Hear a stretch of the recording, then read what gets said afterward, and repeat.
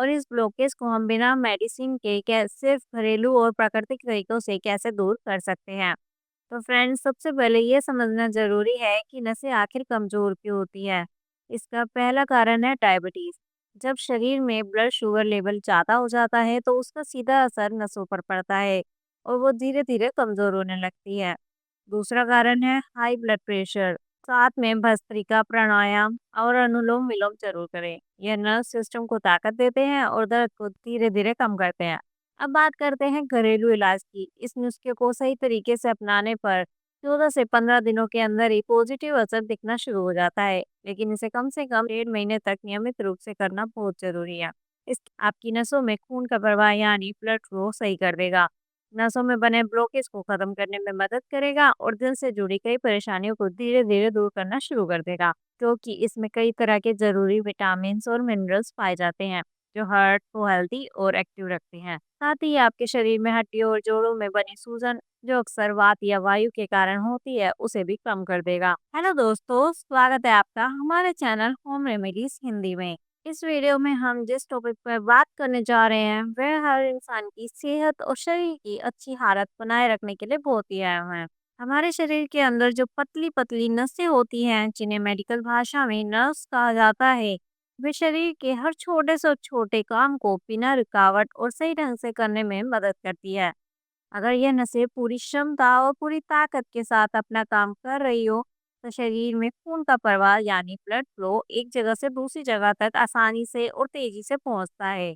लेकिन जैसे ही इन नसों की क्षमता थोड़ी सी भी घटने लगती है या उनमें गड़बड़ी आने लगती है, तो खून का फ्लो धीरे धीरे कम होने लगता है और फिर यही परेशानी आगे चलकर अलग अलग तरह की बीमारियों और दिक्कतों का कारण बन जाती है। आज मैं आपको एक ऐसे देसी और असरदार नुस्खा बताने वाली हूँ जो आपकी नसों को फिर से ताकतवर, मजबूत और एक्टिव बनाने में मदद करेगा। इसलिए मेरी आपसे रिक्वेस्ट है कि इस वीडियो को पूरा देखें। दोस्तों, असली प्रॉब्लम यह है कि नसें धीरे धीरे कमजोर होने लगती है और हमें शुरू में इनका एहसास नहीं होता। जब तक हमें पता चलता है तब तक कई समस्याएं एक के बाद एक खड़ी हो चुकी होती है। किसी को पैरों या हाथों की नसों में दर्द रहता है, किसी को जलन महसूस होती है, किसी को सूनपन परेशान करता है और कई लोगों को झुनझुनी या चुभन सी लगती रहती है। मेडिकल भाषा में इस तरह के दर्द को नर्व पेन कहा जाता है। आज मैं आपको डिटेल में बताऊंगी कि नर्व पेन क्यों होता है, नसों में ब्लॉकेज क्यों आता है और इस ब्लॉकेज को हम बिना मेडिसिन के सिर्फ घरेलू और प्राकृतिक तरीकों से कैसे दूर कर सकते हैं। तो फ्रेंड्स, सबसे पहले ये समझना जरूरी है कि नसें आखिर कमजोर क्यों होती है। इसका पहला कारण है डायबिटीज। जब शरीर में ब्लड शुगर लेवल ज्यादा हो जाता है तो उसका सीधा असर नसों पर पड़ता है और वो धीरे धीरे कमजोर होने लगती है। दूसरा कारण है हाई ब्लड प्रेशर और तीसरा कारण है ब्लड वेसल्स यानी धमनियों के अंदर फैट का जमा होना। इसके अलावा अगर शरीर में कोई बैक्टीरियल इन्फेक्शन या वायरल इन्फेक्शन हो जाए तो भी नसों की ताकत घट जाती है। कई बार हार्मोनल बदलाव या हार्मोनल असंतुलन भी नर्व्स को नुकसान पहुंचाता है। अगर किडनी या लीवर सही से काम ना करे तो शरीर के अंदर मौजूद टॉक्सिक यानी जहरीले पदार्थ बाहर नहीं निकल पाते और वहीं नसों में जमकर ब्लॉकेज बना देते हैं। अब सवाल यह है कि हमें कैसे पता चले कि हमारी नसें कमजोर हो रही है। जब नर्व्स की ताकत घटने लगती है तो हाथ पांव सुन पड़ने लगते हैं, बार बार चक्कर आते हैं, अचानक खड़े होने या झुकने पर आंखों के आगे अंधेरा सा छाने लगता है, शरीर हमेशा थका थका सा महसूस होता है और कमजोरी बढ़ जाती है। यह सारे संकेत है कि शरीर के अंदर ब्लड फ्लो ठीक से नहीं हो पा रहा है। इसके अलावा शरीर के अलग अलग हिस्सों में लगातार दर्द रहना, बार बार पसीना आना, ब्लड प्रेशर का ऊपर नीचे होना भी इसके लक्षण है। पेट से जुड़ी समस्याएं जैसे गैस, अपच, भूख न लगना भी इसी से जुड़ी हुई है। धीरे धीरे याददाश्त कमजोर हो जाती है, नींद अधूरी रह जाती है यानी अनिद्रा शुरू हो जाती है, ब्लड की कमी हो जाती है और दिल की धड़कन सामान्य से तेज हो जाती है। लेकिन दोस्तों, यह मत सोचिए कि इसका हल सिर्फ दवाइयों से निकल सकता है। ऐसा बिल्कुल नहीं है। कुछ खास घरेलू चीजें अगर हम अपनी डाइट में शामिल कर ले और थोड़े से लाइफस्टाइल में बदलाव कर ले तो इस समस्या को जड़ से खत्म किया जा सकता है। इसके साथ ही कुछ आसान योगासन और प्राणायाम हैं जो नसों की कमजोरी और ब्लॉकेज को धीरे धीरे दूर कर देते हैं। ध्यान रखने वाली बात यह है कि जहाँ दर्द हो वहाँ ज्यादा दबाव डालकर मालिश या रगड़ नहीं करनी चाहिए, वरना सूजन बढ़ सकती है। अगर हाथ या पैरों में दर्द हो तो बर्फ से या गुनगुने पानी से सिकाई करना सबसे अच्छा तरीका है। साथ में भस्त्रिका, प्राणायाम और अनुलोम विलोम जरूर करें। यह नर्व सिस्टम को ताकत देते हैं और दर्द को धीरे धीरे कम करते हैं। अब बात करते हैं घरेलू इलाज की। इस नुस्खे को सही तरीके से अपनाने पर 14 से 15 दिनों के अंदर ही पॉजिटिव असर दिखना शुरू हो जाता है, लेकिन इसे कम से कम 1.5 महीने तक नियमित रूप से करना बहुत जरूरी है। इसके लिए आपको स्टील के बर्तन में 1 गिलास पानी लेना है और उसे उबालना है। जब पानी उबलने लगे तो उसमें आधा इंच दालचीनी का टुकड़ा डाल दें। अब कई लोगों के मन में सवाल आता है कि दालचीनी का टुकड़ा इस्तेमाल करना बेहतर है या दालचीनी पाउडर।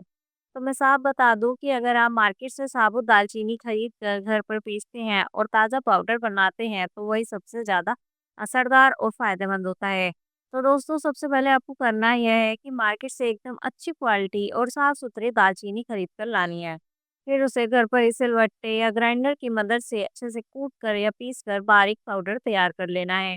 क्योंकि जब आप खुद अपने हाथों से ताज़ा और शुद्ध दालचीनी पाउडर बनाते हैं तो उसका असर कई गुना बढ़ जाता है और उसमें मौजूद गुणकारी अर्क पानी में बहुत जल्दी घुलकर शरीर को तुरंत फायदा पहुंचाता है। अब इस तैयार पाउडर में से आपको केवल 2 छोटी चुटकी यानी बहुत ही थोड़ी सी मात्रा लेनी है और उसे उस पानी में डाल देना है जिसे आपने पहले से ही स्टील के बर्तन में गैस पर उबलने के लिए रखा हुआ है।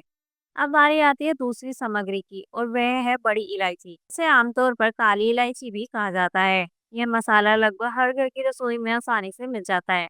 आपको करना बस इतना है कि इसे किसी भारी चीज जैसे सिलबट्टे या ओखली मुसल से हल्के हल्के दबाकर तोड़ लेना है ताकि इसके अंदर के दाने और ऊपर का छिलका अलग हो जाए।